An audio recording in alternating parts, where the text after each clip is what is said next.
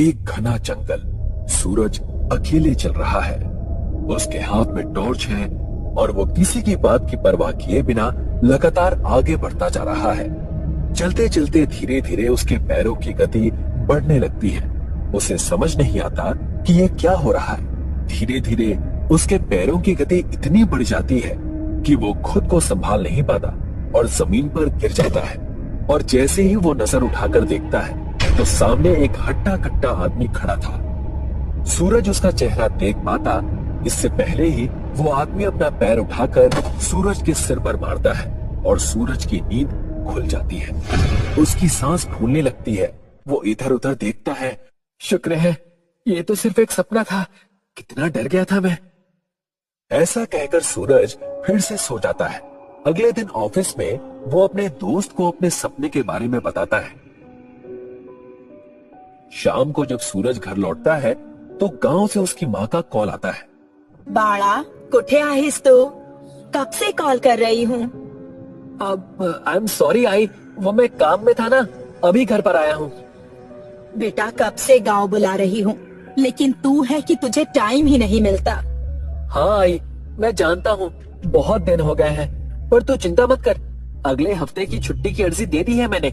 अगले हफ्ते कुछ दिन के लिए गांव आ रहा हूँ। चलो फोन रखता हूँ माँ, ठीक है। कुछ दिन बाद सूरज अपने गांव जाने की तैयारी करता है और अपने गांव के लिए बस पकड़ने निकल पड़ता है। सूरज रात के तकरीबन 1 बजे गांव के बाहर बस स्टॉप पर पहुंचता है। कोई सवारी नहीं मिलती है, इसीलिए वो पैदल ही चलने लगता है। अरे यार, इससे अच्छा तो मैं कल सुबह निकल जाता, कम से कम तांगा तो मिल जाता।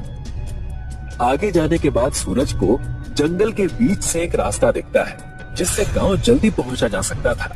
सूरज ने सोचा कि लंबे रास्ते से जाने से तो अच्छा है कि जंगल के रास्ते से जाए, इस तरह से वो जल्दी पहुंच जाएगा। इसीलिए सूरज जंगल के रास्ते से जाने लगता है।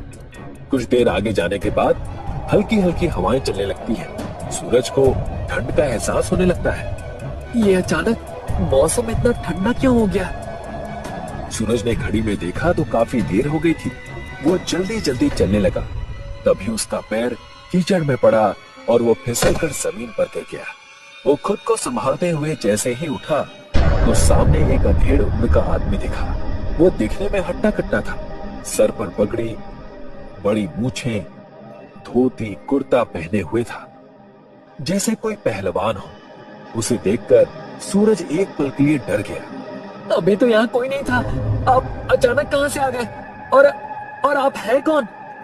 कहाँ जा रहे हो? मैं तो अपने गांव जा रहा हूँ, लेकिन आप कहाँ जा रहे हैं? मैं कहीं नहीं जाता, यहीं रहता हूँ। आप यहाँ के वॉचमैन हैं? अब मेरा मतलब चौकीदार हैं क्या?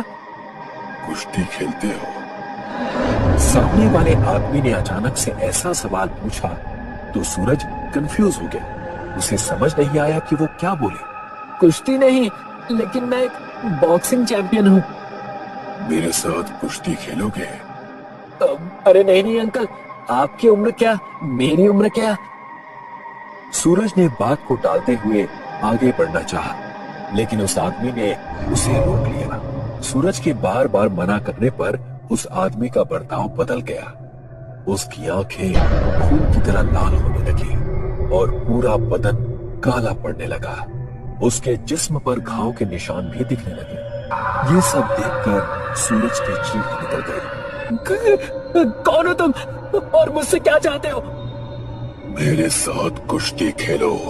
अगर तुम जीते तो जिंदगी भर तुम्हारा गुलाम बनूंगा, और अगर मैं जीता तो तुम्हारी जान मेरी।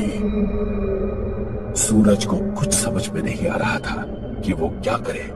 उसने भागने की कोशिश की, लेकिन उसके पैर मानो जमीन में धंस गए हो। वो अपनी जगह से हिल भी नहीं पा रहा था। छोड़ दो मुझे, मैंने तुम्हारा क्या बिगाड़ा है? जाने दो मुझे। अपनी जान बचाना चाहते हो तो मैदान में आ जाओ। मैं इससे जीत तो नहीं पाऊंगा। इससे बचने के लिए कोई और रास्ता अपनाना होगा, नहीं तो ये मुझे नहीं छोड़ेगा। मैं तुमसे कुश्ती करने के लिए तैयार हूँ, लेकिन मेरी एक आखिरी इच्छा है। अगर तुम मेरी ये इच्छा पूरी कर दो तो मैं वादा करता हूँ कि मैं तुम्हारे साथ कुश्ती करूंगा। कौन सी इच्छा? मैं आखिरी बार अपनी माँ से मिलना चाहता हूँ। वो मेरी राह देख रही है। उससे मिलने के बाद तुम जब मुझे बुलाओगे मैं आ जाऊंगा। और अगर तुम नहीं आए तो? मैंने तुमसे वादा किया है, मैं जरूर आऊंगा। ठीक है, लेकिन अगर तुम नहीं आए और अगर अपना वादा तोड़ा तो मैं तुम्हारे साथ तुम्हारे पूरे परिवार को खत्म कर दूंगा। नहीं नहीं, मैं जरूर आऊंगा। ठीक है, 5 दिन बाद अमावस की रात है। तुम रात 12 बजे आ जाना। तब तक मैं तुम्हारी राह देखूंगा। याद रहे, तुम्हें वापस आना है। भूत ने सूरज को छोड़ दिया। सूरज दौड़ते हुए अपने घर गया और अपनी माँ से मिला। सूरज की ये हालत देखकर उसकी माँ घबरा गई। सूरज, क्या हुआ बेटा? तुम इतने घबराए हुए क्यों हो? काय साला? सूरज ने सारी बात अपनी माँ को बताई। सूरज की बातें सुनकर शकुंतला के पैरों की जमीन खिसक गई। वो डरते हुए बोली, तू वहाँ वापस नहीं जाएगा बेटा, नहीं जाएगा तू। तुझे जो आदमी मिला था वो कोई साधारण आत्मा नहीं है, वो एक प्रेत आत्मा है। वो खबीस है, खबीस। मैंने तुम्हारे बाबा को खो दिया है। अब तुम्हें खोने की ताकत नहीं है मुझ में। मतलब क्या हुआ था बाबा के साथ? शकुंतला ने बताया कि सूरज जब 5 साल का था तो उसके पिता बलराम इस गांव की जाने माने पहलवान थे।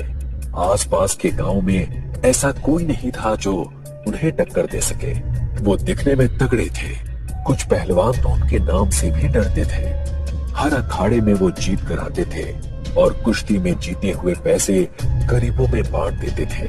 लेकिन वहां से वापस लौटते समय उन्हें देर हो गई, इसीलिए वो जंगल के रास्ते से आए। बीच में उन्हें उस खाबिस ने रोक लिया और कुश्ती के लिए चुनौती दी। क्यों पहलवान, कुश्ती के नाम से डर गए या अपनी जान बचाने के लिए डर रहे हो? अपने सामने आती चुनौती देखकर बलराम पहलवान ने चुनौती स्वीकार कर ली और उन दोनों में कुश्ती शुरू हुई। खाबिस से कुश्ती यानी अपनी मौत को आमंत्रण देना। खाबिस को हराना कोई आसान बात नहीं थी, लेकिन उसके बाबा बचपन से जिद्दी थे।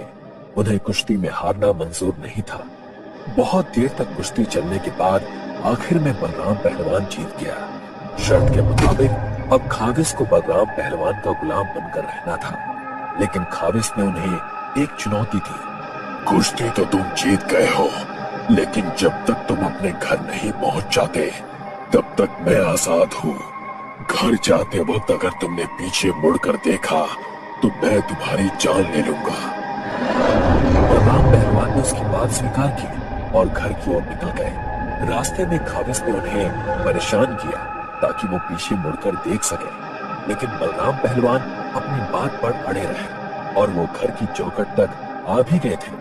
लेकिन तभी खाबिस ने अपना आखिरी दांव खेला। उसने सूरज के रोने की आवाज में बलराम पहलवान को आवाज लगाई। बाबा, बाबा, बाबा।